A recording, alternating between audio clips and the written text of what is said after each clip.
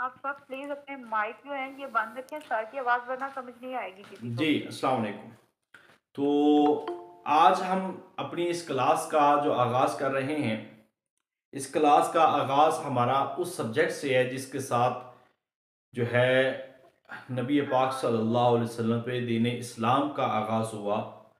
और हमारा most important subject जो है वो हमारा है अल कुरान व उलूमुल कुरान। देखें, इस मुख्तसर से वक्त में हम बहुत सारी चीज़ें नहीं कर पाते। लो है, कुछ समझ नहीं आ रही। ये अपनी अपनी आवाज़ जो है ना वो म्यूट रखिए प्लीज़, क्योंकि बार बार डिस्टर्ब होता है बंदा, इससे ये परेशानी ना कीजिएगा। तो इंसान जो कामयाब होता है वो अपने कामयाबी को मुख्तलिफ मराहिल से गुजारता हुआ निकलता है और फिर जाके कामयाबी मिलती है। तो आज सिर्फ मैसेज ये है कि जो स्पिरिट, जो जोश जज्बा आज है, इसी जोश और जज्बा को कायम रखना है और इसी तरह आपने मेहनत करनी है। मैंने बहुत सारी चीज़ें आपको पहले बता दी हुई हैं कि हमने क्या क्या करना, वो सारी चीज़ें हो चुकी हैं। तो आज इंशाल्लाह आप सबको बाकायदा तौर पर हम अल कुरान व उलूमुल कुरान जो है वो पढ़ाएंगे। इस वक्त जो हमारा एक पैटर्न है वो जो हम यहाँ पे कंडक्ट करने जा रहे हैं, ये सलीम भाई जो है, सलीम भाई का माइक कौन है ये समझ नहीं आ रही। सलीम भाई जी हमने रिमूव कर दिया उनको। तो ये थोड़ी सी दिक्कत है लोगों की तरफ से ना, हमें परेशानी है। तो खैर इंशाल्लाह इसका भी हम कल से ये भी प्रॉब्लम हल हो जाएगी, क्योंकि बार बार मुझे जो है ना वो नहीं जाना पड़ेगा। तो अभी हम जो डिस्कस करने लगे हैं वो अल कुरान व उलूमुल कुरान है। और उससे पहले मैं आपको, क्योंकि बहुत सारे लोग जो हैं वो हम परेशान हो रहे थे असाइनमेंट्स कैसे करनी है, प्रेजेंटेशन कैसे देनी है, वो सारा पैटर्न बता देता हूँ और साथ में हम इंशाल्लाह ताला ये पूरा वीक पढ़ेंगे इंशाल्लाह। तो सबसे पहले यहाँ पे आपको बता दें कि हमारा जो टॉपिक है अल कुरान व उलूमुल कुरान, ये बुनियादी तौर पर हमारा एक सब्जेक्ट है जिसको हमने लेके चलना है। यहाँ पे पूरा 10 दिन हमने लगाने हैं और उसकी वजह यह है कि पब्लिक सर्विस कमीशन में 10 से 12 नंबर का जो पेपर है वो आपका इसी एक सब्जेक्ट से आता है। 10 से 12 नंबर जो है वो एक सब्जेक्ट से आते हैं। इस लिहाज से हमें अल कुरान व उलूमुल कुरान को बहुत फोकस करना है और जिम्मेदारी के साथ इसको लेके चलना है। दूसरी बात जो अभी मैं करता हूं वो है हमारे पेपर पैटर्न की, और जो हम अभी सेशन चला रहे हैं लेक्चर इस्लामियात का जो हमारा सेशन होगा उसको हम कैसे लेके चलेंगे। देखें, आज चूंकि कल तक मसरूफियात थी, आज मैं कॉलेज पहुंचा, लाहौर में सारा दिन क्लासेस थी, इस वजह से थोड़ा सा वक्त नहीं मिला। तो आपके 20 लोगों पे एक मिनी ग्रुप है, ठीक है। पहला काम, उस पे 2 एडमिन हैं, एक प्रोफेसर है, ये सुपर सेक्शन है हमारा। एक प्रोफेसर, उसमें हम हर ग्रुप में हम शामिल करेंगे जो पब्लिक सर्विस कमीशन से सिलेक्ट होकर लेक्चरर की खिदमत सर अंजाम, जो सारे काम को वॉच करेंगे। उनके एडमिन की जिम्मेदारियां क्या होंगी वो भी हम इंशाल्लाह अलग पेज सेंड करेंगे। दूसरा काम यहां पे है, आपके टोटल हो गए 3 ग्रुप्स, ठीक है। इसके अलावा आप जितने भी ग्रुप्स में शामिल हैं वो सारे लेफ्ट कर जाएं। सिर्फ मिसाली किताब पर अगर आप उसमें रहना चाहते हैं या जॉब के हवाले से तो उसमें रह सकते हैं, अदरवाइज बाकी लेफ्ट कर सकते हैं। एक हमारा ये जो ग्रुप है ये जनरल ग्रुप होगा, डिस्कशन ग्रुप। एक ग्रुप होगा जिसको हम कहेंगे डाटा ग्रुप, इसमें कोई डिस्कशन नहीं होगी, जितना डाटा आएगा वो सिर्फ इसी ग्रुप में आएगा। और एक होगा मिनी ग्रुप। मिनी ग्रुप आपके 20 लोगों पे मुश्तमिल जो होगा वो आपका मिनी ग्रुप होगा, सिर्फ 20 लोग। हर बंदे की वीक की अटेंडेंस होगी, हर बंदे का वीकली काम और उसके टेस्ट, उसके रिजल्ट्स वो होंगे, ठीक है। जो हम पढ़ाएंगे, जो वीडियो लेक्चर्स देंगे, फिर डिस्कशन करेंगे, डिस्कशन में, प्रेजेंटेशन में, सारे काम में मिनी ग्रुप होगा।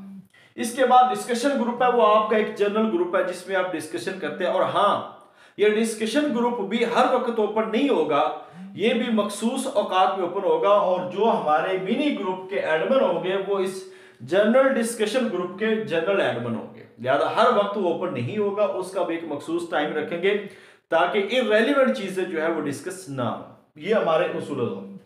तीसरे नंबर पर जो आपने करना है वो है हमारे असाइनमेंट्स के उन्वानात। देखिए आप किसी से भी पूछ ले, जो असाइनमेंट्स के उन्वानात अल्हम्दुलिल्लाह हमने बनाए हैं, इतने बेहतरीन किस्म की कोशिश की है कि वो सारे के सारे उन्वानात जो है आपको पब्लिक सर्विस कमीशन के अंदर जो है ना वो पूछे जाने वाले हैं। क्योंकि मैं अब ये नहीं है कि सिर्फ आपको उसी वक्त टेस्ट की तैयारी कराऊं, अब मेरी साथ में ये कोशिश होती है कि आपको साथ साथ इंटरव्यू की भी तैयारी करवाते जाए, क्योंकि इंटरव्यू जो है ना बगैर मेहनत के और कोशिश के और एक लंबे अरसे के वो क्लियर नहीं होता, ये बात भी ज़हन रखें। असाइनमेंट्स आपको मिनी ग्रुप के एडमिन जो है वो आपको एक एक असाइनमेंट का टॉपिक अलॉट करेंगे और आपने उस टॉपिक पे असाइनमेंट तैयार करनी है, और वही टॉपिक आपका प्रेजेंटेशन का है, और आपने ग्रुप में 5 से 6 मिनट के अंदर वो डिस्कशन करनी है, वो प्रेजेंटेशन प्रेजेंट करना है। मकसद ये है फिर आपसे 1 मिनट में आपके मुख्तलिफ जो लोग हैं वो सवाल करेंगे, ठीक है, कि आप उनका जवाब कैसे देते हैं। तो ये सारे काम को मैंने खुद वॉच करना है, बाकी हर एक ग्रुप में एक एक प्रोफेसर होगा वो वॉच करेंगे, और फीमेल पे फीमेल प्रोफेसर होंगे, मेल भी होंगे। पर ये एक हमारा एक पैटर्न है जिसके मुताबिक आपने चलना है, जो अभी मैंने आपको समझा दिया है। इसके अलावा मेरे ख्याल से और कोई आपका सवाल नहीं होगा। पब्लिक सर्विस कमीशन में अप्लाई करने की आखिरी तारीख 5 जनवरी है। शहादतुल आलिया जिसने किया है वो अप्लाई कर सकता है। 33 साल जिसकी कोई जॉब नहीं है वो अप्लाई कर सकता है। 18 ईयर्स के लिए जो ग्रेड है उसके लिए जो है एजुकेशन और एक्सपीरियंस का होना जरूरी है। ये सारी वो मालूमात हम अल्हम्दुलिल्लाह बहुत पहले कर चुके हैं। तो अभी हम जो बात करते हैं वो हम बात करेंगे अल कुरान व उलूमुल कुरान पे। इस टॉपिक को हमने डिवाइड किया है 2-3 हिस्सों में, ठीक है। सबसे पहला हिस्सा जो है वो अल फौजुल कबीर है।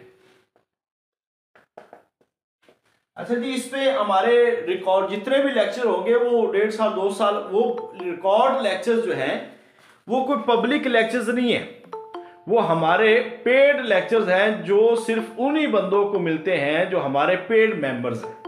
लिहाजा हम उनको वो लेक्चर इंशाल्लाह ताला प्रोवाइड किया करेंगे और इस पे रेगुलर क्लासेस होंगी।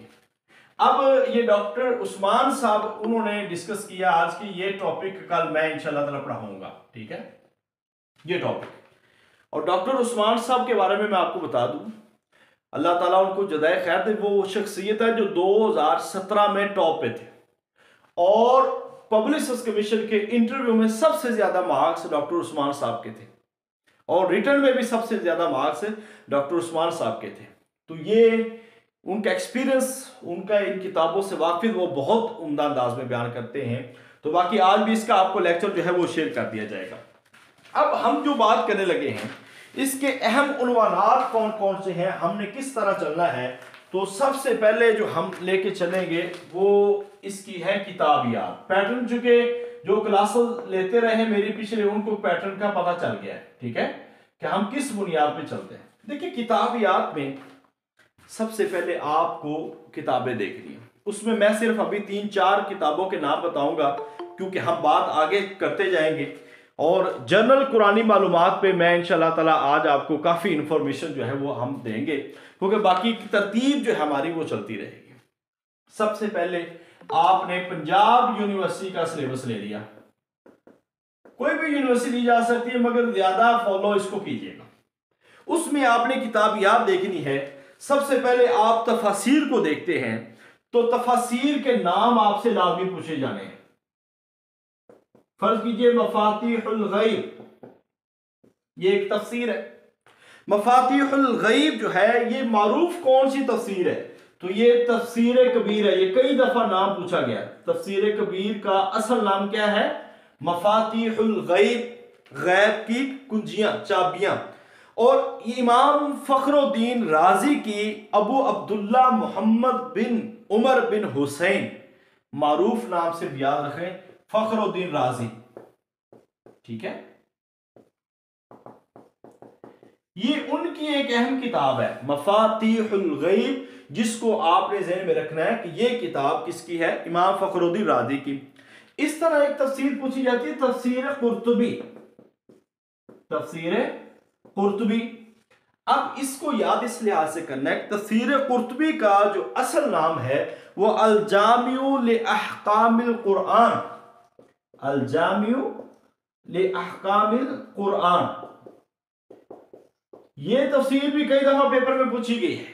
तफसीर कुर्तुबी का असल नाम क्या है, अल जामिउ लि अहकामिल कुरान, और अबू अब्दुल्ला मोहम्मद बिन अहमद बिन अबू बकर अल कुर्तुबी, ये उनकी तफसीर है। ये बड़ी जामे तफसीर है, ठीक है। इसके बाद आप मारूफ तफसीर देख सकते हैं जिसका नाम है इब्ने कसीर, तफसीर इब्ने कसीर। अब इस तफसीर का नाम है तफसीर इब्ने कसीर का तफसीर अल कुरानुल अज़ीम, मारूफ नाम है। ये मारूफ शख्सियत है अबुल फिदा इस्माइल बिन खतीब कसीर, ये उनकी किताब है तफासिर।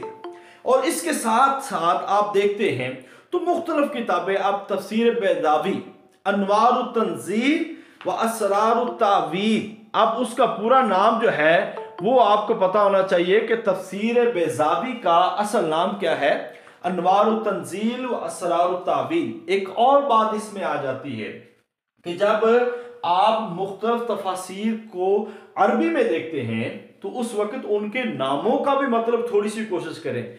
देखिए, हम इस पे बहुत बड़ी कोशिश तो नहीं कर सकते, मगर ये चीज़ जो है वो इंटरव्यू में पूछे जाने वाली है, क्योंकि मैं आपको टेस्ट और इंटरव्यू की दोनों के हवाले से चीज़ें आपको बताता रहता हूं।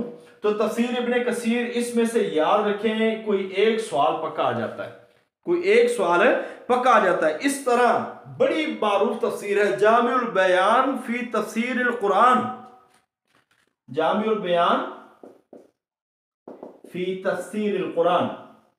ये तफसीर जो है अबू जाफर मोहम्मद बिन जुरैर तिबरी की जो तफसीर है, ये बड़ी मारूफ तफसीर है। इस तफसीर को भी आपने सिर्फ ये देखना है कि इसका पूरा नाम क्या है। देखिए, इन सारी तफासीर की कोई शरह नहीं पढ़नी, इन सारी तफासीर की बहुत ज़्यादा डिटेल नहीं होनी। आपको जो याद करना है वो आपको बता दूं तो सिर्फ याद करने वाली एक तफसीर में 2-3 चीज़ें होती हैं, ठीक है। एक तफसीर का असल नाम, मारूफ नाम, ये याद करने वाला है, और जिल्दें कितनी है, ठीक है, और मुसन्निफ कौन है या मुफस्सिर वो कौन है, ठीक है, और किस मकबे फिक्र की। अस्सलाम वालेकुम सर। जी सर, ये ना आवाज ठीक नहीं आ रही सर, और ये ना थोड़ा सा कैमरे को ठीक कीजिएगा। भाई आवाज ठीक है, और आपकी तरफ शायद इंटरनेट पे। असल में ये बाद लोगों को खुद उनके नेट का इशू होता है, जिस वजह से थोड़ी सी आवाज की प्रॉब्लम होती है, अदरवाइज आप हो चुकी है, पहले क्लियर आ रही थी हमें वॉइस भी और पिक भी। जी अभी क्लियर है सर, वॉइस क्लियर आ रही है, पिक का थोड़ा मसला बन रहा है। अच्छा जी, मैं एक मिनट करते हैं जी। इसके बाद कुछ तफसीर, ये 4-5 चीजें जो है ना सर, आपने किसी भी तफसीर में नाम याद रखनी। ये अगर याद रहेगी तो आपका तफसीर वाला पोर्शन जो है 1 से लेकर 2 नंबरों का होना है, वो आपका क्लियर है। ये 4-5 चीजें क्योंकि ज्यादा पूछी ही यही जाती हैं, और इनको आपने जितना अच्छा हो सके आपने ये देख रहे हैं। इसके अलावा और बहुत ज्यादा तफसीर है जिसको आप दे सकते हैं। एक खास तौर पर तफसीर जो 2-3 दफा पूछी गई है, फी जिलालिल कुरान। अब ये सैयद कुतुब की है, सैयद कुतुब शहीद की, ये 30 जिल्दों में ये तफसीर है, और सैयद कुतुब शहीद का इख्वानुल मुस्लिमीन से ताल्लुक है, और इख्वानुल मुस्लिमीन का ताल्लुक जो है वो मिस्र से है, ठीक है। और हसन बन्ना जो है वो इसके बानी है। 1928 के अंदर उन्होंने इसकी बुनियाद मिस्र में रखी थी। अब ये तरीकाकार होता है कि जब आप कोई किताब पढ़ते हैं तो एक सवाल से आगे कई सवालात निकलते हैं, वो आपके लिए याद करने जो है वो बहुत जरूरी है। एक और हमारे सिलेबस की तफसीर है, वो भी मैं आपको बता दूं, जो हमारे सिलेबस में शामिल है, उसका नाम है तफसीर अल मुनीर, तफसीर अल मुनीर। ये बड़ी मारूफ तफसीर है, अगरचे बहुत मुश्किल टफ है, मगर ये दक्तूर वहबा ज़ुहैली की ये जो एक अहम तफसीर है, तफसीर अल मुनीर, ठीक है, ये भी आपने ध्यान में रखनी है। इसके अलावा तफसीर जलालैन, जलालैन इमाम जलालुद्दीन मुहल्ली और जलालुद्दीन सुयूती रहमतुल्लाह अलैह, ये उनकी तफसीर है। इसके अलावा और बहुत ज़्यादा उर्दू में तफसीर है जिनको आप देख सकते हैं। एक चीज़ यहाँ पे इंटरव्यू के लिए करना है, वो आप सामने ये करना है कि कोई एक तफसीर ले ले, ठीक है। अब ये मैं इंटरव्यू के लिए इसलिए कह रहा हूं कि जब आपने वहां पे जाना है तो सामने वाला बंदा किस मसलक से, क्योंकि इस्लामियत और अरबी वालों को ये भी प्रॉब्लम होती है, किस मसलक से है, सो हमें उसका अंदाजा नहीं है, हमें उसका अंदाजा नहीं। जब उसका अंदाजा नहीं है तो फिर हमने ये भी बचना है कि ये ना हो कि हम किसी मकबा फिक्र जो अहले सुन्नत का मकबा फिक्र है उसके उल्ट कोई तफसीर बता दें। देखिए अब यहाँ पे कुछ ऐसी तफासीर हैं जिस पे लोगों के इख्तिलाफ बिल्कुल नहीं है, ठीक है। आपने ये चंद एक तफसीर मैं बता रहा हूं, उनमें से कोई एक तफसीर जो है अपने मुताला में बहुत ज्यादा नहीं तो कम से कम एक आधा रकू आपने लाजमी पढ़ के जाना है। तफहीमुल कुरान, मारिफुल कुरान और इस तरह इब्ने तफसीर इब्ने कसीर और तफसीरुल कुरान, और आपने जो तफसीर देखनी है ज़ियाउल कुरान। लेकिन ये सारी की सारी तकरीबन उर्दू की तफासीर है, ये बेसिकली अरबी की है मगर उर्दू में ही आजकल मारूफ है, ठीक है। तो इन तमाम तफासीर को नहीं देखना, बल्कि इसमें से कम कोई दो ये आप जोड़े बना सकते हैं। ये वो मुफस्सिरीन हैं जिनके ऊपर कोई एतराज नहीं करते, जिनके ऊपर बहुत ज्यादा बहस नहीं है, और ये तफासीर एतदाल वाली है, मोतदिल है। इंटरव्यू के अंदर आपको ऐसे यहां पे बचना पड़ेगा चीजों से। तो तफहीमुल कुरान जो है ये मौलाना मौदूदी रहमतुल्लाह अलैह की है। मारिफुल कुरान ये मौलाना मुफ्ती मोहम्मद शफी रहमतुल्लाह अलैह की है। इब्ने कसीर अबुल फिदा इब्ने कसीर की अहम तफसीर है। तफसीरुल कुरान अब्दुल रहमान केलानी रहमतुल्लाह अलैह की है। ज़ियाउल कुरान पीर करम शाह अजहरी रहमतुल्लाह अलैह की है। तो ये जो तफसीर हैं इनमें से कोई तफसीर आप याद रख लेंगे तो आपको इंशाअल्लाह ताला इंटरव्यू में आपको काम आएगी, क्योंकि वहां पे किसी कुरानी आयत को वो तर्जुमा करवा लेते हैं। अब आ जाए, आप कुछ किताबें हैं, मैं किताबों के बारे में आपको मुसलसल कहता रहता हूं। आप पेपर में देखेंगे कि 8 से लेकर 10 नंबर के सवाल हुई किताबियात से होंगे, आपको मुख्तलिफ किताबें पूछी जाएंगी। तो इसलिए किताबियात को किसी भी सूरत जो है वो आपने इग्नोर नहीं करना। अब आ जाए जो है उर्दू तफासिर और जो है उलूमुल कुरान पे कुतुब है। उलूमुल कुरान पे मुख्तलिफ किताबें भी हैं। इसमें हम देखते हैं तो कुछ उर्दू तफासिर आ जाती हैं, क्योंकि पहले हमने सारी अरबी तफासिर का जिक्र किया है। ये उर्दू तफासिर आप देख सकते हैं, मैं नाम बोल देता हूं, नाम याद रखने हैं मुसन्निफीन के नाम। मारिफुल कुरान मौलाना मुफ्ती मोहम्मद शफी, तदब्बुर कुरान मौलाना अमीर अहसन इस्लाही, फी ज़िलालुल कुरान सैयद कुतुब शहीद, तिबयानुल कुरान गुलाम रसूल सईदी, और तफसीरुल मन्नार अल्लामा सैयद रशीद रजा उनकी तफसीर है। और उलूमुल कुरान पे कुछ किताबें हैं डॉक्टर सुबी सालेह की और शमसुल हक अफगानी की। अब देखें उलूमुल कुरान पे 3-4 किताबें, उलूमुल कुरान सुबी सालेह की, ठीक है, ये किताब है। दूसरी किताब आप उलूमुल कुरान पे देखते हैं तो मौलाना तकी उस्मानी उनकी किताब है, ठीक है। ऐसे ही मौलाना गौहर रहमान उनकी किताब है। लिहाजा ऐसी तफसीर, ऐसी कोई किताब पूछी जाती है ना तो उसमें ये सारे करीब वाले ऑप्शन नहीं पूछे जाते, समझ आ रही है। लिहाजा इन्हीं में से किसी का कोई नाम होगा मगर सिर्फ एक का नाम होगा, बाज़ का लोग परेशान हो जाते हैं क्या सबके नाम पूछे जाएंगे, सबके नाम नहीं पूछे जाते। तदवीन कुरान, ये किताब 2 दफा पेपर में आ चुकी है। तदवीन कुरान मौलाना मनाजर अहसन गिलानी, मौलाना मनाजर अहसन गिलानी की ये किताब है। और तज़किरातुल मुफस्सिरीन जो है कादी जाहिद अल हुसैनी की किताब है। इसके साथ साथ आप मनाहिलुल इरफान फी उलूमिल कुरान अब्दुल अजीम ज़रक़ानी की किताब है। और तफसीर कुरान बि कलाम रहमान जो मारूफ तफसीर है, ये 2 साल पहले पेपर में आ चुकी है, जिसको तफसीर सनाई कहते हैं, मौलाना सनाउल्लाह अमृतसरी की। ये एक अहम किताब है। बाकी तफसीर के नाम वो वाले हैं जो आपको मारूफ है। अब आप सोच रहे होंगे कि सर हमने इतनी तफसीर के नाम याद कैसे करने हैं। तो देखिए, आप लिस्ट बनाएंगे, एक अरबी और एक उर्दू, एक अरबी और एक उर्दू, 2 लिस्टें बनाए। उन 2 लिस्टों को आपने जितने दिन है, फर्ज कीजिए ये वीक हमारा 10 दिन का है, अल कुरान है, तो आपने 10 दिन हर सुबह एक लिस्ट जो आपने बनाई थी कुतुब की, आपने उन कुतुब को एक दफा सुबह सुबह पढ़ना और एक दफा शाम पढ़ना। जब ये काम आप कर लेंगे तो इंशाअल्लाह ताला ये तफासीर और इनके नाम, मुसन्निफीन के नाम आपको अज़बर हो जाएंगे। बात यह है कि हम पढ़ते ज़रूर हैं, हम काम ज़रूर करते हैं, हम वक्त नहीं देते। और ये जो कुछ सवाल ग्रुपों में चल रहे होते हैं ना जी, कुरान के अंदर नुक्ते कितने हैं, फलां लफ्ज़ कितना इस्तेमाल हुआ है, फलां कितनी चीज़ इस्तेमाल हुई है, ये होते हैं डांग घोंसले। ऐसे सवालात तो पब्लिक सर्विस कमीशन का म्यार नहीं है और ऐसे पब्लिक सर्विस कमीशन में नहीं आते। 99.90% ऐसे सवालात नहीं आते। लिहाजा ऐसे सवालात पे दिमाग खपाना वो मुनासिब नहीं है।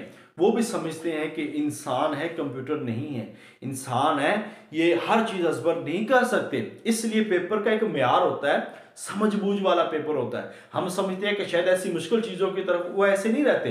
पेपर बनाने वाला चीज़ों को बड़े उम्दा अंदाज के अंदर वहाँ पे सेटल करता है। इसलिए आप इधर उधर की बातें जो होती है ना, चंद ग्रुपों में चल रही होती हैं, वो बिल्कुल सुनने की, करने की ज़रूरत नहीं है। हाँ, मुहाज़रात कुरानी, ये भी सवाल इंटरव्यू में पूछा गया है। मुहाज़रात कुरानी और मुहाज़रात जो है, इसके बारे में आपको पक्का सवाल हो सकता है। मुहाज़रात कुरानी ये किसके हैं? डॉक्टर महमूद गाजी की। ये पहली दफ़ा हमने अपनी किताब के अंदर डॉक्टर महमूद गाजी जो नई किताब है, जो मिसाली गाइड, उसके अंदर अल्हम्दुलिल्लाह हमने इनका तारुफ और इसी तरह हमने इमाम इब्न तैमिया रहमतुल्लाह अलैह और बाकी जो है इमाम इब्न हज़्म रहमतुल्लाह अलैह, उनका तारुफ भी हमने शामिल किया। मुहाज़रात पे एक बड़ी जामे बहस जो है वो भी याद होनी चाहिए। और इसी तरह जो तफसीरुल कुरान अब्दुर्रहमान गिलानी अल फौजुल कबीर, ये बड़ी एक अहम किताब है जो हमारे सिलेबस की आज किताबियात के हवाले से और जनरल मालूमात के हवाले से आपको हर एक मालूमात इंशाल्लाह शेयर करूंगा। और याद रखिए, ये जितना आज पढ़ा रहा हूं इसमें से 2 से 3 नंबर का पेपर पक्का होगा इंशाल्लाह। अब है कुछ किताबें पर्दा। ये किताब किसकी है?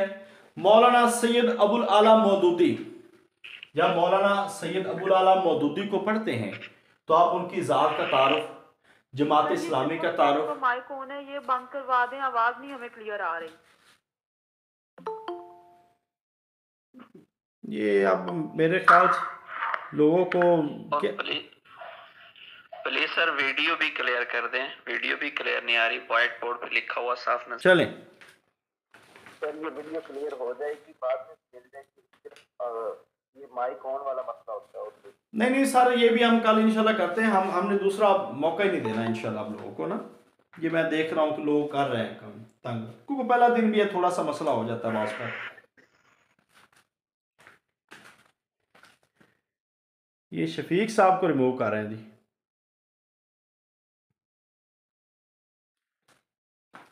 जी। अब यहाँ पे कुछ किताबें हमने बता दी हैं, ये चीज़ें आपने याद करनी है।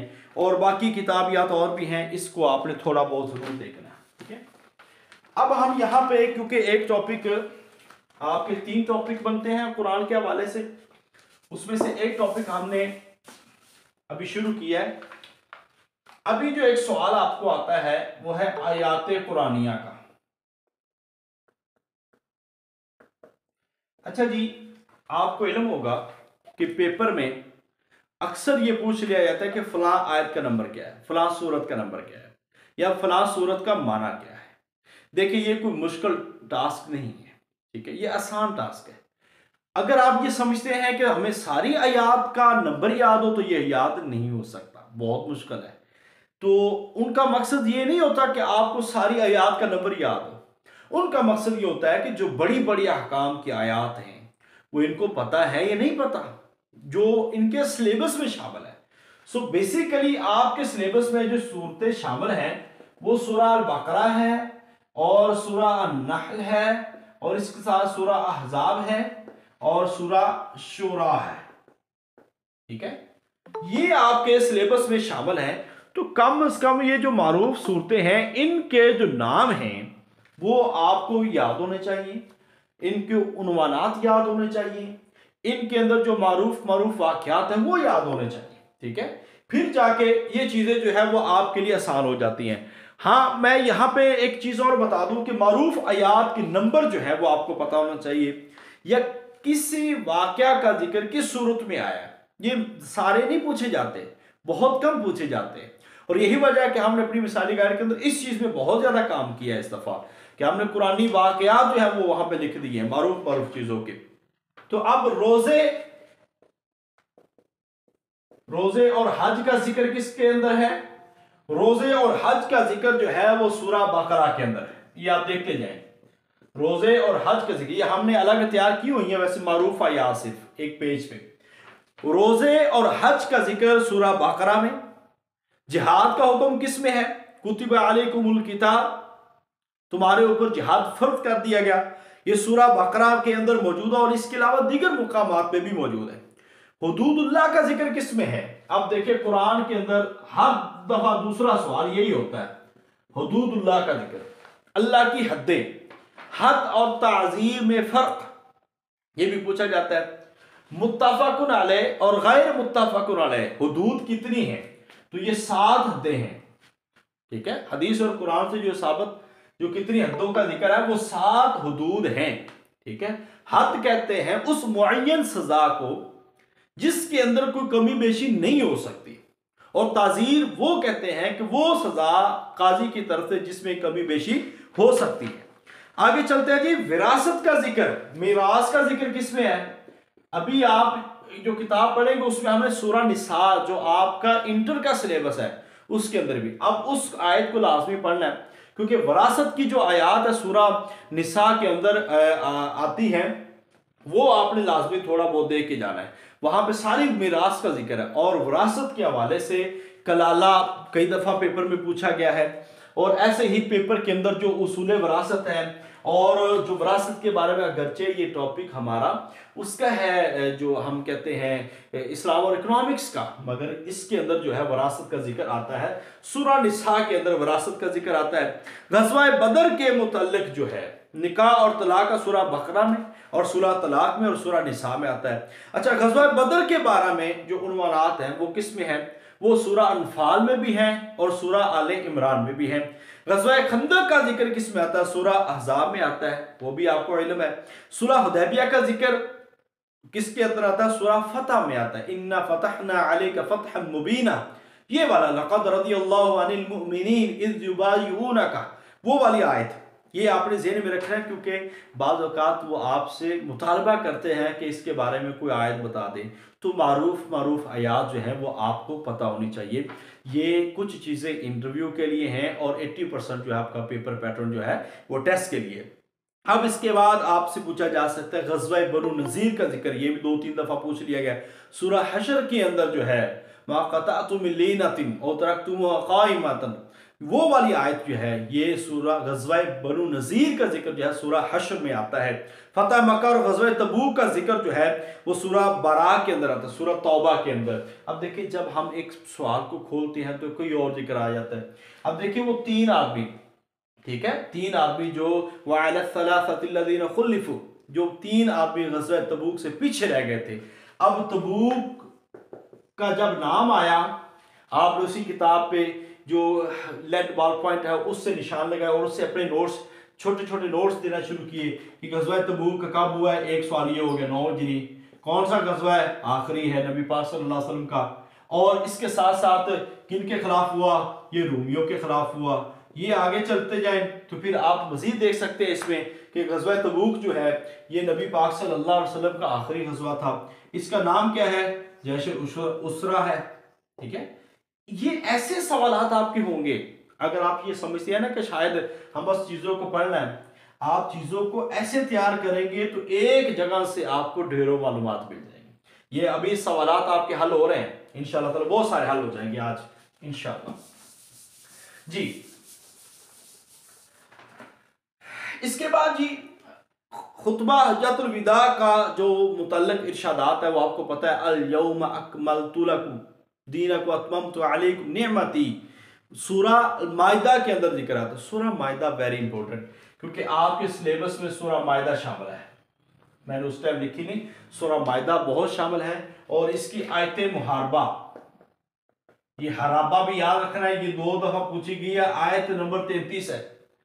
हराबा उसको कहते हैं कि इन्नल्लज़ीना युहारिबून अल्लाह व रसूलहु यसऊना फिल अर्दि फसादन युक़त्तलू व युसल्लबू, कि जो लोग डकैती करते हैं, चोरी करते हैं, हराबा करते हैं, 3 सजाएं वहां पे उनकी जिक्र की गई। उनके कत्ल कर दिया जाए, उनके हाथ पांव मुखालिफ समत से काट दिए जाए, या उनको जलावतन कर दिया जाए। ये 3 सजाओं का जिक्र है। आयत हराबा का नंबर क्या है? 33। और इसी तरह जो है आयत ज़कात है सूरा तौबा में। सूरा तौबा कुरान की वो सूरह जिसके शुरू में बिस्मिल्लाह नहीं है, इस आयत का नंबर है सूरा तौबा का। इसको कहते हैं मुसारफे ज़कात वाली आयत, मुसारफे ज़कात। ये भी 2015 में भी सवाल आया। और मुसारफे ज़कात कितने हैं? 8 है। ठीक है, मुसारफे ज़कात कितने हैं? 8 है। ये आपने जो है वो भी देखना है। इस तरह ज़कात का फर्ज़ नौजरी वो सारे वाक़यात आगे आगे चलते जाएंगे तो एक चीज़ बेहतरीन इंशाअल्लाह ताला हो जाए, यहाँ पे तैयारी हो जाएगी। इसके बाद जो आता है हज़रत ज़ैनब रज़ी अल्लाह ताला अन्हा के निकाह का किस्सा, जो किस सूरत में आता है, तो आपको पता है कि कुरान के अंदर एक वाहिद सहाबी जिनका नाम हज़रत ज़ैद रज़ी अल्लाह ताला अन्हु है, जो नबी पाक सल्लल्लाहु अलैहि वसल्लम के मुंह बोले बेटे थे। हज़रत ज़ैद रज़ी अल्लाह ताला मुंह बोले बेटे, उनका मुतबन्ना के अहकाम भी बहुत ज़्यादा है। ठीक है, तो उनके हवाले से, क्योंकि मुतबन्ना के अहकाम जो है वो सूरह अहज़ाब में बयान हुए हैं, सूरह अहज़ाब में बयान हुए हैं, तो वहां भी उनका जिक्र है। और उनका निकाह उनसे हुआ था, वो वाला वाक़या किस्सा इफ़क, वाक़या इफ़क। वाक़या इफ़क में भी आप समझते हैं ये हज़रत आयशा रज़ी अल्लाह ताला अन्हा के वाले से है। और ये वाक़या जब हुआ है तो उस वक़्त मदीना के अंदर जो लोग थे उन्होंने ये इल्ज़ाम लगाया था, 3 लोग उसमें शामिल थे, और अब्दुल्ला बिन उबई मुनाफ़िक था, मिस्ता बिन असासा, हलाल बिन उमैया ये थे, और अब्दुल्ला बिन उबई मुनाफ़िक उसने इल्ज़ाम लगाया था हज़रत आयशा रज़ी अल्लाह ताला अन्हा के ऊपर। और ये 5 हिजरी का वाक़या है, ग़ज़वा बनु मुस्तलक़, ये तकरीबन उसका आखिर था 5 हिजरी का, उस वक़्त का वाक़या है। ठीक है, वापसी पे। ठीक है, ये वाला वाक़या। अब ये भी सवाल कई दफा आया, ये केपीके में भी कई दफा सवाल आया, ये भी आपको पता होना चाहिए। इसके बाद मस्जिद ज़िरार, लमस्जिदुल उस्सिसा अला तक़वा, तक़वा की बुनियाद किस मस्जिद पे, यानी कि तक़वा की बुनियाद पे कौन सी मस्जिद रखी? मस्जिद क़ुबा। ठीक है, और उसके बाद एक मस्जिद मुनाफिकीन का मस्जिद जो है मस्जिद ज़िरार थी, जो जिसका जिक्र सूरह तौबा के अंदर मौजूद है। मेराज का वाक़या सूरह बनी इसराइल और सूरह नज्म में मौजूद है। हद्द ज़ना और हद्द क़ज़फ़ सूरह नूर में मौजूद है, और सूरह बनी इसराइल के अंदर, सूरह निसा के अंदर, सूरह शुअरा के अंदर भी इसका जिक्र है।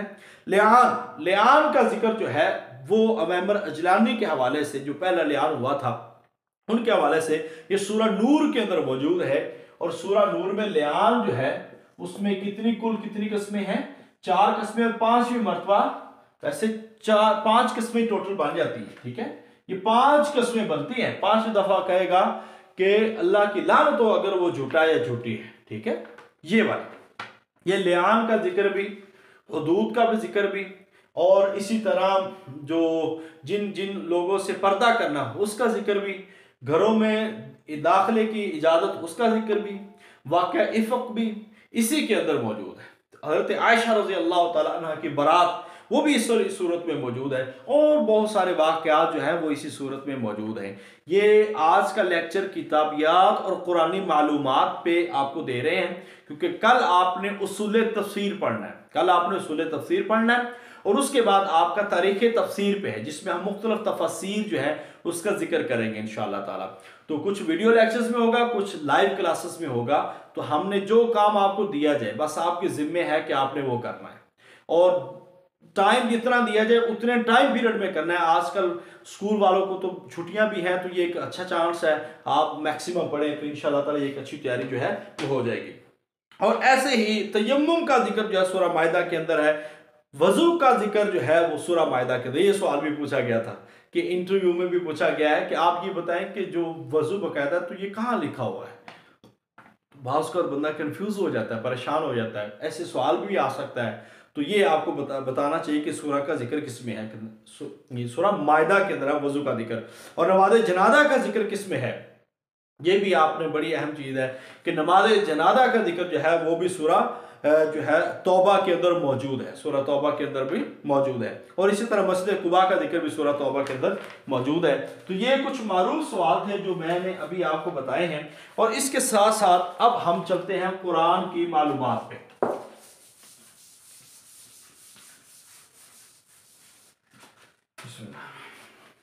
अब देखिए कुरान के अंदर जो मुख्तलिफ जो मालूमात दी हुई हैं, इसमें से आप 2-3 तरह से चीज़ें जहन में रख सकते हैं। अभी ये जनरल कुरानी मालूमात है, इस वजह से हम ये लेक्चर पढ़ा रहे हैं। आप इसमें एक चीज़ ये याद रख सकते हैं कि कुरान का तारुफ, ठीक है, और इसमें से एक सवाल पक्का आना है कुरान के तारुफ में। कुरान करा यकराओ से मुश्तक है, जिसके माना है पढ़ना। ये मारूफ चीज़ है, बार बार पढ़ी जाने वाली चीज़, उसको कुरान कहते हैं। कुरान करीम अल्लाह की तरफ से नाज़िल करदा जो मोहम्मद सल्लल्लाहु अलैहि वसल्लम पर नाज़िल हुई, और जिब्रील अलैहिस्सलाम उसको लेकर आए, और जिब्रील अलैहिस्सलाम को रूहुल अमीन कहते हैं। यहां पे भी कोई सवाल बन गए। रूहुल अमीन, चारों फरिश्तों में से सबसे ज्यादा मुकाम जिब्रील अलैहिस्सलाम का। यहूदी जिसको अपना दुश्मन करार देते हैं, ठीक है, वो हजरत जिब्रील अलैहिस्सलाम। नाज़ला बिही रूहुल अमीन, कुरान के अंदर जिसको रूहुल अमीन कहा गया है वो हजरत जिब्रील अलैहिस्सलाम को कहा गया है। नबी पाक सल्लल्लाहु अलैहि वसल्लम को मेराज के मौका पर जो है आका अलैहिस्सलाम को लेकर जाने वाले और अल्लाह के साथ मुलाकात करवाने वाले हजरत जिब्रील अलैहिस्सलाम, ठीक है। इस हवाले से आपने ये याद रखना है।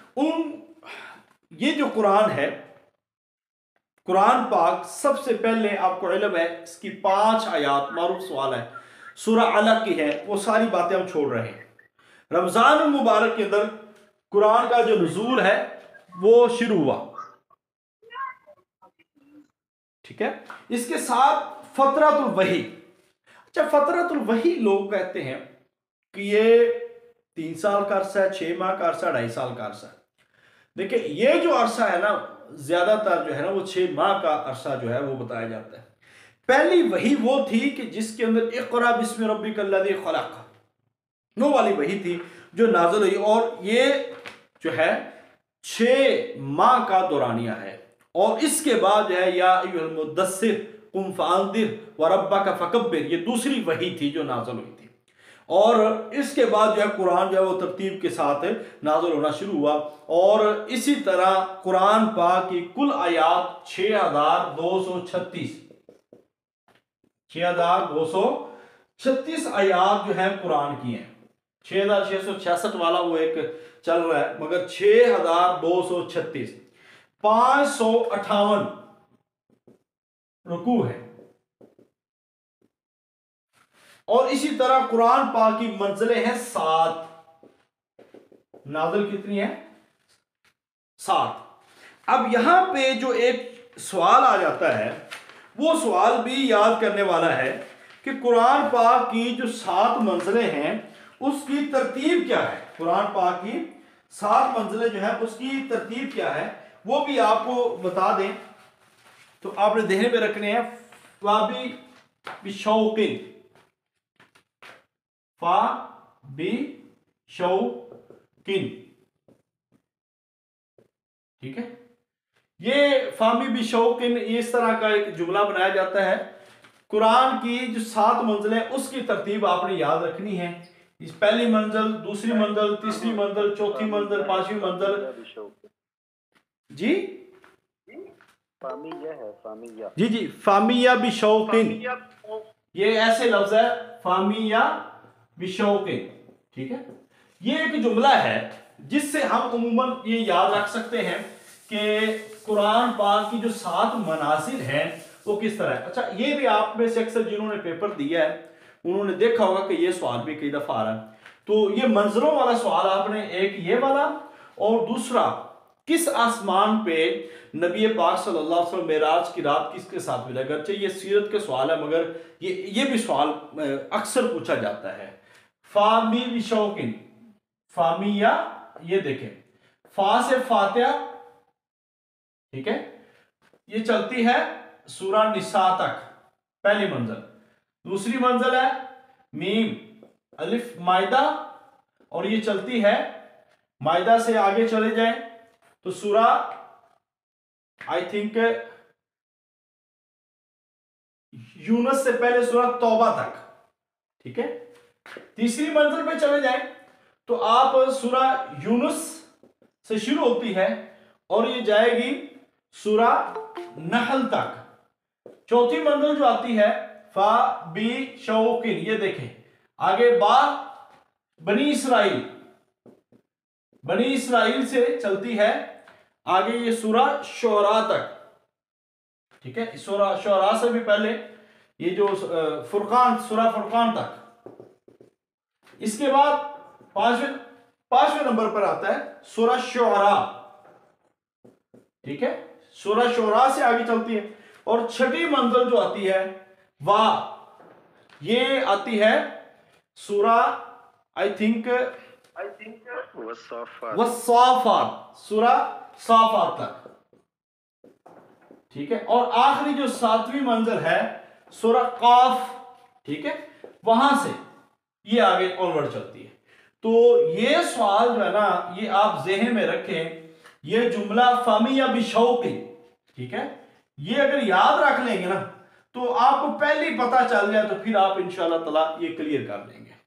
तो ये एक फार्मूला है जिसके मुताबिक फा से फातिहा, मीम से मायदा, या से यूनुस, बा से बनी इसराइल, शीन से शुअरा, वाव से वस्साफात, ये जो 23वें पारे में मौजूद है, और काफ से वन्नास तक।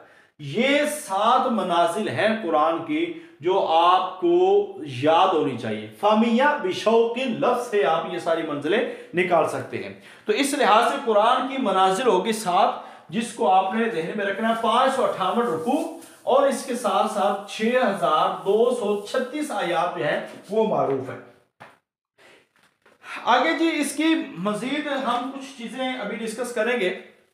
हरूफ मुक़त्तआत जो है, कुल हरूफ मुक़त्तआत कितने हैं? मुक़त्तआत जो हरूफ है वो 29 है। और बात यह है कि 29 सूरतों के शुरू में आते हैं। 4 मदनी सूरतों के शुरू में आए और 25 जो है वो मक्की सूरतों के शुरू में आए हैं। और तकरार के साथ इनकी तादाद बनती है 78, जब बगैर तकरार के ये 14 बनते हैं। कुरान के अंदर इस्तेमाल हुए हैं, 15 इस्तेमाल नहीं हुए। ठीक है, उसकी भी एक रीजन है जो मुख्तलिफ मुफस्सिरीन जो बताते हैं। अब नेक्स्ट जो हमारा प्रोसेस है वो हम उस पर बात नहीं करेंगे, क्योंकि आप उसमें सिर्फ याद रखेंगे सूरतों के माना। सूरतों के जो मानी है ना, ये आप लाजमी याद रखिएगा, क्योंकि अक्सर एक सवाल जो है ना वो इसमें से पूछ लिया जाता है। मायदा का माना क्या है? दस्तरखान। निसा का मतलब औरतें। और ऐसे आले इमरान अलैहिस्सलाम का खानदान। ऐसे ही आगे चलते जाएं तो आप नाम का माना क्या है? जानवर हैं। आराफ है दरमियाने दर्जे वाले। सूरा अनफाल है माल गनीमत के बारे में है। सूरा तौबा बरात के हवाले से है। सूरा यूनुस नबी के नाम पे। नबियों के नाम पे कितनी सूरतें हैं ये भी आपको पता होना चाहिए। नबियों के नाम पे 6 सूरतें हैं। और ऐसे ही नबियों का नाम, वो सारे जो डिटेल है वो इंशाल्लाह ताला आपको साथ साथ हम बता देंगे, तो आपने ये पढ़ना है। और इसमें सूरा नहल का माना क्या है, ठीक है, और ऐसे ही अनकबूत का माना क्या है, नमल का माना क्या है, शोरा का माना क्या है, ज़ुखरुफ का माना क्या है, दुखान का माना क्या है। तो ये सारे वो सवाल हैं जिसको हम छोड़ जाते हैं, मगर पीपीएससी में ऐसा सवाल ज़रूर आ जाता है। इसलिए आपने इन चीज़ों को भी ज़रूर करना है, क्योंकि ये चीज़ें ये करने से क्लियर होगी, इसलिए आपने इनको भी याद रखना है। इसके बाद आप चलते हैं तो मुख्तलिफ अंबिया का जिक्र है। ये बहुत ज़्यादा सवाल नहीं आता, बहुत ज़्यादा सवाल नहीं आता, बल्कि कुछ ना कुछ आता है। और कुल 26 अंबिया का जिक्र है, 26 अंबिया का जिक्र है कुरान के अंदर। अब किसका कितनी बार जिक्र है वो एक ज़्यादा इंपॉर्टेंट नहीं है, ठीक है। हज़रत इब्राहीम अलैहिस्सलाम का सबसे ज़्यादा जिक्र हज़रत मूसा अलैहिस्सलाम का है, ठीक है, 136 मरतबा है। फिर हज़रत इब्राहीम अलैहिस्सलाम का जिक्र है, और फिर हज़रत नूह अलैहिस्सलाम का जिक्र है 43 मरतबा, ठीक है, 43 मरतबा। लूत अलैहिस्सलाम का जिक्र है 27, हज़रत यूसुफ अलैहिस्सलाम 27, ईसा अलैहिस्सलाम 25 मरतबा। और सबसे कम जिक्र जो है वो हज़रत ज़ुल्किफ्ल का आया है, जो कि 1 मरतबा है, ठीक है, ये भी है। और अक्सर लोग इनको भूल जाते हैं, ठीक है। ज़ुल्किफ्ल का जिक्र भी कुरान के अंदर जो है वो 1 मरतबा है। तो आपने ये सारी तरतीब जो है वो आपको मिसाली गाइड के अंदर इंशाल्लाह ताला मिल जाएगी। बस ये है कि आप पढ़ने वाले बने, अगर आप पढ़ेंगे तो इंशाल्लाह ताला फायदा होगा, पढ़ेंगे नहीं तो फिर चीजें जो है ना वो याद भी नहीं होती। अब यहाँ पे एक काम हमारा मुकम्मल हुआ जो कुरान का तारुफ है। दूसरा जो काम है वो है कुरान की जमा व तदवीन। जमा व तदवीन कुरान जो है, कुरान को इकट्ठा करना, ये कब शुरू हुआ है? ये आपको इल्म है कि कुरान को नबी पाक सल्लल्लाहु अलैहि वसल्लम के दौर में बाकायदा तौर पर एक मुसहफ की शक्ल में जमा नहीं किया गया। कुरान था मौजूद पत्थरों की सिलों, ऊंट के शाने की हड्डी पे, पत्तों पे और जो चमड़े पे कुरान लिखा हुआ मौजूद था, मगर हुफाज के सीनों में मौजूद था, मगर लिखा हुआ ये एक मुसहफ की शक्ल में नहीं था। ये मुसहफ की शक्ल में कब बना है? तो ये हजरत अबू बकर सिद्दीक रज़ी अल्लाह ताला अन्हु के दौर में, रज़ी अल्लाह ताला अन्हु के दौर में। अब जब इनका जिक्र आया तो इनकी तफसील पढ़ छोड़े, क्योंकि ऐसे ही चीजें याद होती हैं, ठीक है। उनके दौर में मशवरा था हजरत उमर रज़ी अल्लाह ताला अन्हु का, इकट्ठा करने वाले थे हजरत ज़ैद रज़ी अल्लाह ताला अन्हु, कातबे वही हजरत ज़ैद रज़ी अल्लाह ताला। मुद्दत इकट्ठा करने की 1 साल। ये कुरान पाक जो है इस जमाने में वो इकट्ठा किया गया। और उसके बाद जो है, क्योंकि ये एक वजह बनी थी, इसके पीछे भी आप जाएं तो नबी पाक सल्लल्लाहु अलैहि वसल्लम के दौर में एक शख्स था जो यमामा का हाकिम था, हाकिम यमामा, यमामा का हाकिम वह है मुसैलमा कज़्ज़ाब। उसने आका अलैहिस्सलाम के दौर में नबूवत का दावा कर दिया था, आका अलैहिस्सलाम की जिंदगी के अंदर। असुदनसी का भी नाम आता है, मगर मारूफ और ऑथेंटिक जवाब जो है वो मुसैलमा कज़्ज़ाब का है। ये सवाल भी एसएस के अंदर आया है, ठीक है, एसएस 2016 के अंदर ये सवाल आ चुका है। मुसैलमा कज़्ज़ाब ने 15 के अंदर 2015 के अंदर ये सवाल आया, ये दावा कर दिया। अब जब ये जंग लड़ी गई हजरत अबू बकर सिद्दीक रज़ी अल्लाह ताला अन्हु के खिलाफ, जिसको कहते हैं मारूफ जंग है जंगे यमामा, ये कब हुई है? ये 11 हिजरी में हुई है, बाद में 10 हिजरी भी लगाया हुआ है। ये 11 हिजरी के अंदर ये जंग है, मारूफ जंग, और इसके अंदर 1200 कुल जो लोग हैं वो शहीद हुए थे, और इसमें से 700 हुफाज थे। अब जब वो हुफाज इतनी बड़ी तादाद में शहीद हो गए तो उसके बाद ये कहा जाने लगा कि मुमकिन है कि हुफाज के चले जाने से कुरान जो है वही ज़ाया ना हो जाए। लिहाजा मशवरा फिर हजरत उमर रज़ी अल्लाह तआला ने दिया। पहले तो हजरत अबू बकर सिद्दीक रज़ी अल्लाह तआला अन्हु ने मशवरा ये नहीं माना, और अक्सर ये इनकार करते रहे कि जो काम आका अलैहिस्सलाम ने नहीं किया मैं कैसे कर सकता हूँ।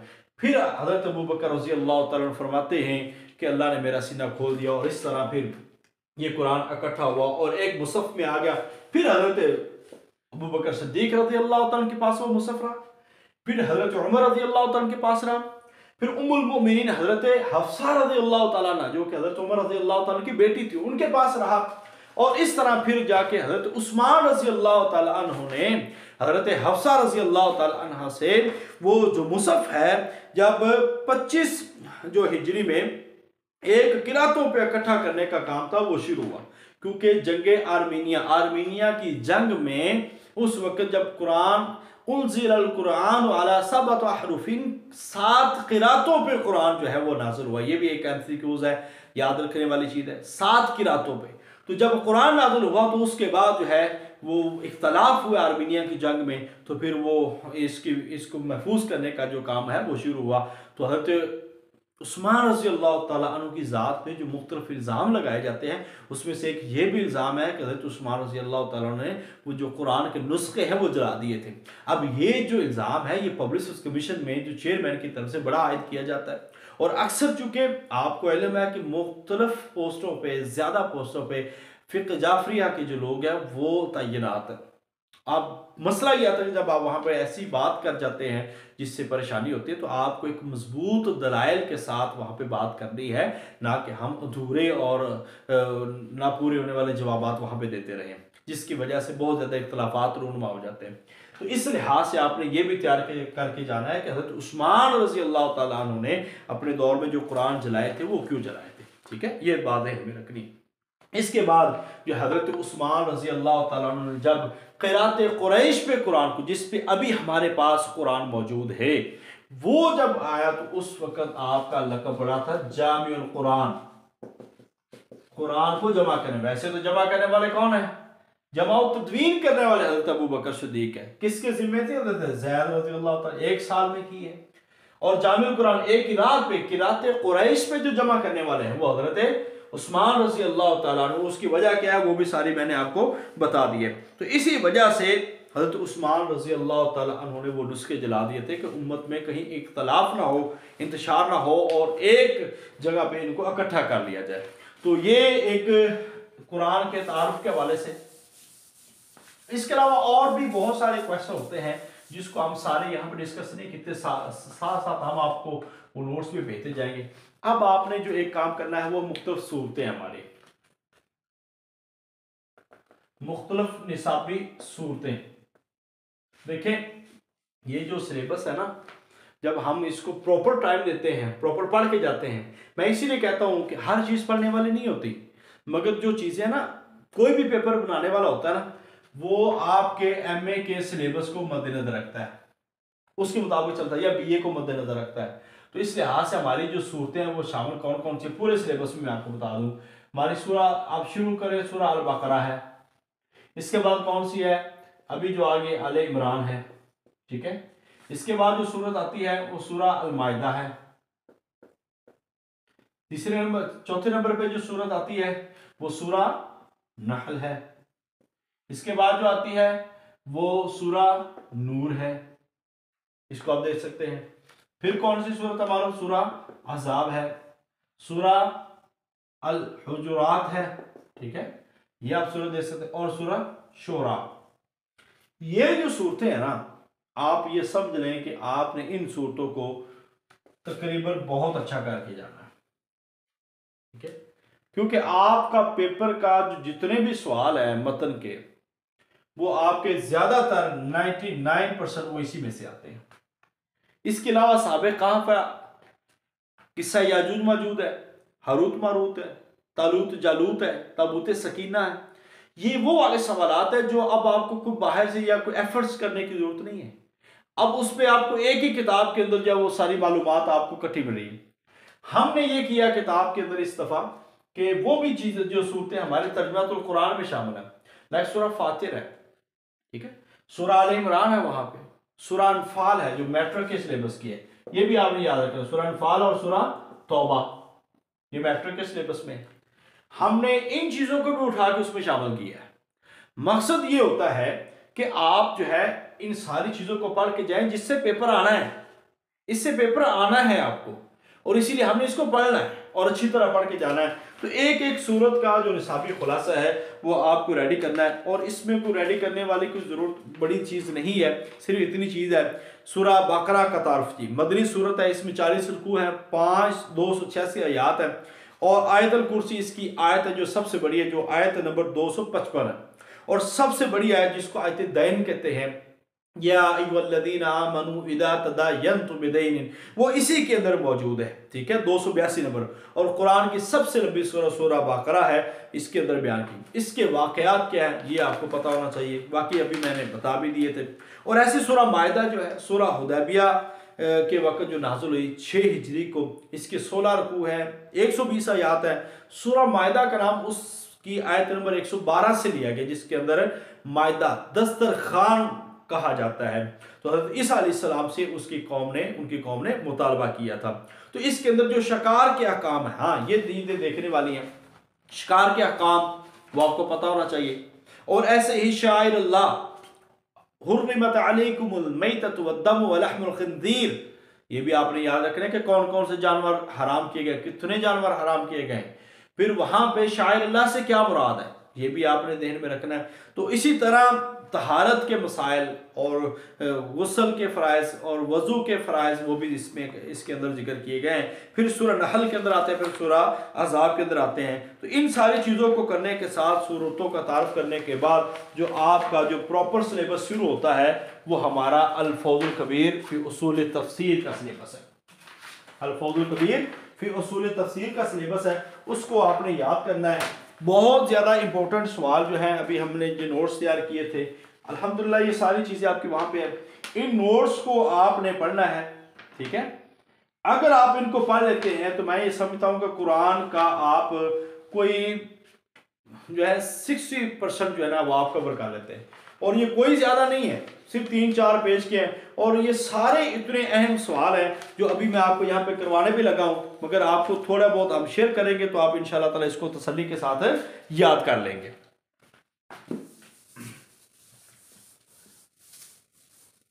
अच्छा, काम का एक सीक्वेंस होता है, काम बर्डन नहीं लेना, हमेशा तसल्ली के साथ करना है। बहुत ज़्यादा चीज़ें जितना आज पढ़ाया है आपने कल तक उतना ही पढ़ना है। हाँ, एक्स्ट्रा पढ़ ले तो ज़्यादा बेहतर है, उतना पढ़ेंगे उतनी चीज़ों को याद करेंगे कि कल मैं आपसे पूछूं तो आपको याद होना चाहिए। ये ना हो कि सर आज पढ़ नहीं सका, आज कर नहीं सका, ये नहीं होना चाहिए। क्योंकि हर 3-4 दिन बाद हमारी जो है क्लास है। मैं तो इस हक में भी हूँ कि हम आपको एक दिन में सारे टॉपिक के बारे में सारी मालूमात फ्राहम कर दूँ। अगले दिन 1 by 1 2-3 हम लेक्चर आपको शेयर करें, वीडियो की सूरत में आप उसको सुने और हम डिस्कशन करें। हफ्ते में 3 दिन हम डिस्कशन करें, जिसका फ़ायदा ये होता है कि डिस्कशन में इतने सवाल हल होते हैं जिसकी इंतहा कोई नहीं है। बहुत ज़्यादा सवाल, और सामीन को बड़ा फ़ायदा होता है। 1 by 1 हम हर बंदे से 8-8 7 सवाल करते जाते हैं। तो ये लेक्चर सारे चूँकि हमने रिकॉर्ड किए और पेड लेक्चर्स हमारे पास मौजूद है अल्हम्दुलिल्लाह, जो चीज़ें पढ़ा रहे हैं तो वो भी आपको मिलेंगे इंशाल्लाह। अच्छा, यहाँ पे आप देखते हैं तो चंद एक सवाल मैं आपको सिर्फ बता देता हूँ, आप उसको सुन लीजिएगा। पहले तो किताबों के बारे में ही, ठीक है। उरूसुल कुरान किसे कहते हैं? सूरह रहमान को कहते हैं। कुरान की कौन सी सूरत है जो इकट्ठी यकदम नाज़िल हुई है? सूरह अनआम है। इसके बाद है कुरान जी की कौन सी सूरत जिसकी शुरू में बिस्मिल्लाह नहीं? ये मारूफ सवाल है।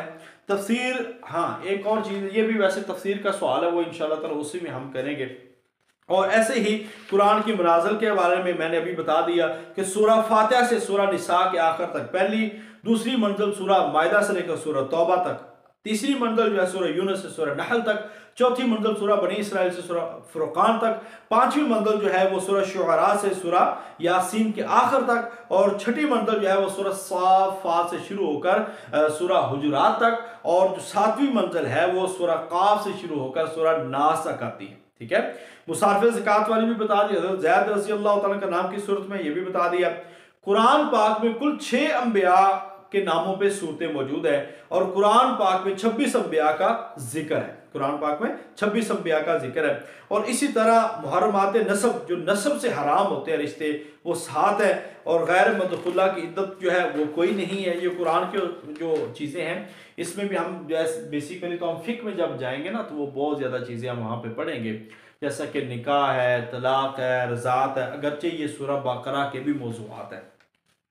कुरान की कुल आयात राज्य कौल के मुताबिक 6236 है। हज़रत इब्राहीम अलैहिस्सलाम का जिक्र भी आया कुरान के अंदर, नूह अलैहिस्सलाम का जिक्र 63 मरतबा आया है। और ऐसे ही जो हज़रत उस्मान रज़ी अल्लाह तआला अन्हु की कायम करदा कमेटी थी, उसमें 4 लोग थे, हज़रत ज़ैद बिन साबित, हज़रत अब्दुल्लाह बिन ज़ुबैर, हज़रत सईद बिन आस और हज़रत अब्दुर्रहमान बिन हारिस। ये वाले कुरान जिनमें कुल 4 मसाजिद का जिक्र है। मस्जिद हराम है, मस्जिद कुबा है, मस्जिद अक्सा है और मस्जिद ज़िरार है। और मस्जिद ज़िरार जो है वो मुनाफिकीन के मस्जिद को गिरा दिया गया था।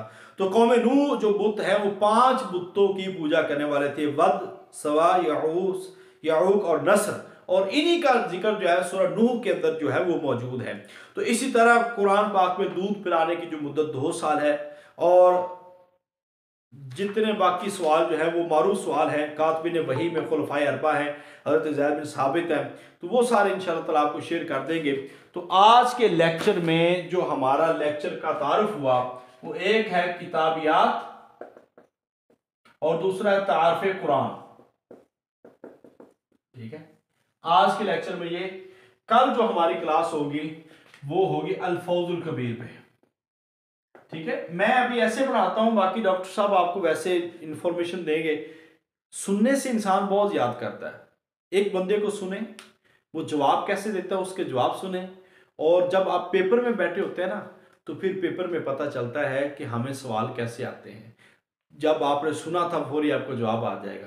तो बाकी हम सारे मेहनत करेंगे। अभी तो आज पहली क्लास है, आगे आगे चलेंगे इंशाल्लाह ताला। जब वर्क होगा तो फिर इंशाल्लाह ताला चीज़ों का अंदाज़ा होगा। और अभी आपका हम इंशाल्लाह ताला थोड़ी देर तक एक प्री टेस्ट जो है आपका वो लेंगे, उसके जवाब आपने सुबह तक तैयार करने हैं। हमें अंदाज़ा होगा कि आप लोगों की तैयारी कितनी है। मकसद हमारा ये है प्री टेस्ट का, हर सब्जेक्ट से पहले हम प्री टेस्ट लिया करेंगे, और उसका मकसद ये होता है कि हमें अंदाज़ा हो कि आप लोगों की तैयारी कितनी है। अगर आप लोगों की अच्छी तैयारी है तो इंशाल्लाह ताला उसका फ़ायदा हो जाएगा, अगर नहीं है तो हमें मज़ीद तैयारी करने का मौका मिल जाएगा। तो आज के दिन ये हमारी क्लास इंशाल्लाह नेक्स्ट टाइम 8:15 पूरे 8:15 बजे शुरू हो जाएगी। 8:10 पे हम लिंक भेजेंगे, 8:15 बजे हम क्लास शुरू कर देंगे, और इंशाल्लाह 9 बजे क्लास 9:05 पे 9 से पहले हम इंशाल्लाह क्लास वाइंड अप कर देंगे। और कोशिश ये करेंगे कि कुछ लेक्चर आपको ज़्यादा वीडियो भेजें और आप ज़्यादा से ज़्यादा उनको सुने और नोट्स जो है उनको पढ़ें और टेस्ट हल करें और प्रेजेंटेशन दें। बाकी इंशाल्लाह ग्रुप से इंशाल्लाह कल तक बन जाएंगे। आज के लेक्चर में आपके बड़े इंपॉर्टेंट क्वेश्चन थे, अगर आपने सुना है, तवज्जो की है, तो आपको इंशाल्लाह बहुत फ़ायदा होगा। बाकी चीज़ें इंशाल्लाह ताला गाहे बगाहे हम डिस्कस करेंगे। जल्दबाजी नहीं है, तहम्मुल के साथ चलना है और इंशाल्लाह बेहतरीन तरीके से चलेंगे। अल्लाह ताला हम सब का हामी नासर हो। अपना बहुत सारा ख्याल रखिए। तैयारी आपने खुद करनी है, अगर मेहनत करेंगे तो हो जाएगी इंशाल्लाह। कोई मुश्किल टास्क नहीं है। अल्लाह आसानियों वाला मामला फरमाए। अस्सलामु अलैकुम व रहमतुल्लाहि व बरकातहू।